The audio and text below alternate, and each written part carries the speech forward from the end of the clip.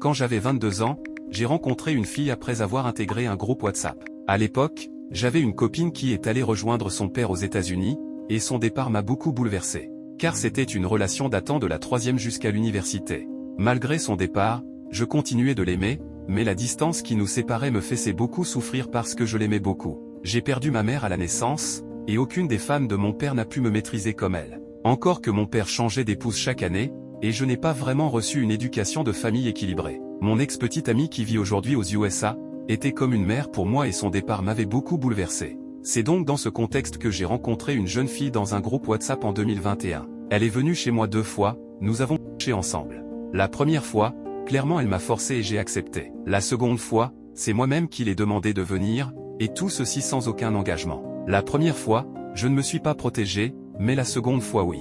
J'étais là au boulot un après-midi, elle me dit qu'elle est enceinte. J'ai dit, mais tu rigoles, elle me dit non. Elle m'envoie la photo d'un test de grossesse positive et me dit que j'en suis l'auteur. Ce jour-là, j'ai quitté le boulot et je suis allé la voir. Pour la supplier d'avorter, elle m'a dit non qu'elle veut être maman.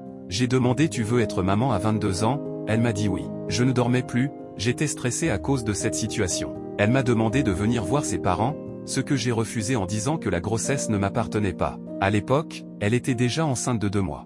Or, nous avons couché ensemble, il y avait à peine 2 semaines. J'insistais que l'enfant n'est pas le mien, sa mère, et sa sœur me menaçaient également. Un dimanche matin, j'étais chez moi en train de laver la voiture de mon père, et le papa avec l'oncle de la fille sont venus chez nous. Ils ont mis mon père au courant de l'histoire. Ce dernier était très en colère contre moi. Mon père programmait mon départ au Mali, car il était dans le business de l'or là-bas, et cela lui rapportait énormément. Mon boulot au Bénin était juste pour passer le temps. Le jour-là, cette fille a menti à son père que je l'avais violée et mise enceinte. J'ai voulu montrer nos conversations et mon père m'a giflé. Il est monté chercher mes effets et m'a demandé de sortir de chez lui, et que ni le père ni l'oncle de la fille ne le dérangent plus jamais. Car l'oncle de la fille nous a traités de famille de violeurs. Et quand son père a demandé qu'est-ce qui ne prouve pas que la grossesse était de moi.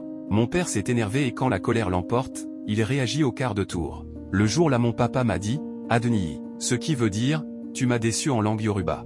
J'ai ramassé mes effets et j'ai erré 2 jours chez le mécano de mon père, qui a prévu lui parler mais rien. À l'époque, le service dans lequel je bossais, papa a demandé à ce qu'on me vire du boulot, ce qui a été fait. J'ai commencé à errer dans les rues de Cotonou, pendant ce temps la famille de la fille m'harcelait, et m'insultait, en message et audio. J'ai élu domicile chez un cousin qui vendait les iPhones et je l'aidais avec sa vente. Cette fille a envoyé la police dans la boutique de mon cousin, et ce jour-là 2 jeunes hommes, des clients, se sont retrouvés à m'y serreter, soupçonnés d'être des arnaqueurs dans cette histoire de grossesse que je refuse. Finalement le 8 juillet 2021, elle a accouché d'une fille. J'ai payé les frais d'accouchement, et j'ai fait le trousseau du bébé. Et si je vous dis comment j'ai eu cet argent?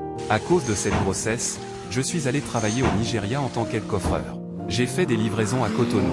J'ai vendu iPhone avec mon frère, tout ce qu'il faut pour que je m'en sorte et pour trouver de l'argent. Mais je ne cessais de prier Allah, je le suppliais pour que la vérité sorte un jour. En 2022, vous avez publié un article sur les tests ADN et je suis venu en message privé, j'ai pris le numéro, en ce moment j'étais toujours au chômage. Le jour où j'ai pris le numéro, le grand frère de mon père m'appelle et me demande d'aller demander pardon à mon papa, et que je vais travailler avec lui sur son parc automobile à Ekpé. Je suis allé demander pardon à mon vieux, et ce jour-là, il m'a donné 200 000 francs. J'ai pris les sous et j'ai loué une chambre salon avec. Et j'ai commencé le travail sur le parc automobile avec mon oncle. Chaque sou qui tombait, je remets à mon cousin chez qui j'étais resté pour vendre les iPhones. J'ai commencé cette cotisation depuis juillet 2022.